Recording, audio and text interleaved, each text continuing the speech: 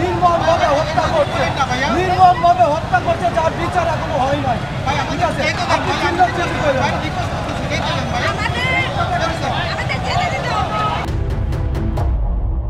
বর্তমানে যে পরিস্থিতি অবস্থা এখন দেখেন, আজকে আপনারা সরকার ঘোষণা বন্ধ করতে না, রাস্তা বন্ধ করে আন্দোলন করছেন।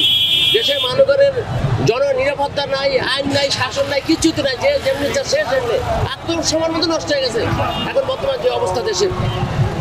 একটা মানুষের কোনো নিরাপত্তাই নেই। দেখেন আর রাস্তার কি অবস্থা দেখেন, আপনি কোনো দিকে যাওয়ার মতো কোনো লাইন নেই, কোনো লাইন নেই যাওয়া থেকে। কিন্তু এটা কোনো সুষ্ঠু ইয়ে হলো একটা মানুষ কর্মজীবন, আমরা তো কর্মজীবন করি, প্রতি মানুষ কর্মজীবন, প্রতিদিন তার কর্মজীবন যদি বের হয়, এই যদি এরকম হয় তার কি অবস্থা হয়, মানুষ কীভাবে চলবে, কীভাবে চলবে বলেন আপনি? যে কোনো একটা জায়গায় নির্দিষ্ট করে দেওয়া উচিত এদের আন্দোলনের জন্য। এরকম মেইন রাস্তা না, এটা মানুষের কষ্ট হয়, মানুষের অনেক কষ্ট হয়েছে। একটা রুগী হাসপাতাল দেখতে পাচ্ছে না, একটা রুগী রাস্তায় নিশ্চয় মারা যাচ্ছে। এগুলো অবশ্যই দেখা উচিত। কষ্ট তো আমরা পাইতেছি ভাই, রাস্তাঘাটে চলতেছে না কষ্ট। আমাকে সময়ের দাম নেই, টাকার দাম নাই, কাজের দাম নাই। হ্যাঁ, নিরাপত্তা তো বাদই দেন। হ্যাঁ, নিরাপত্তা দিয়ে কি করবেন?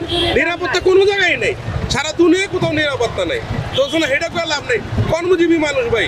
তারপরে যদি এরকম কষ্ট, চাকরি থাকবো, ব্যবসা থাকবো, কিচ্ছু থাকবো না ভাই। কাজ কাম করি এটাও পারতাছি না, শুধু আন্দোলনের লেগে মানুষের ভোগান্তি। কামের কাম তো কিছু হইতেছে না, শুধু সাধারণ জনগণের ভোগান্তি আর কষ্ট। এই যে উঠানটা নিবো এটাও নিতে দিচ্ছে না। এত রিকোয়েস্ট করলাম, তারপরে তারা দিবে না। তারা বলে জনগণের জন্য কাজ করতেছে, জনগণের ভোগান্তি দিয়ে কাজ করতেছে।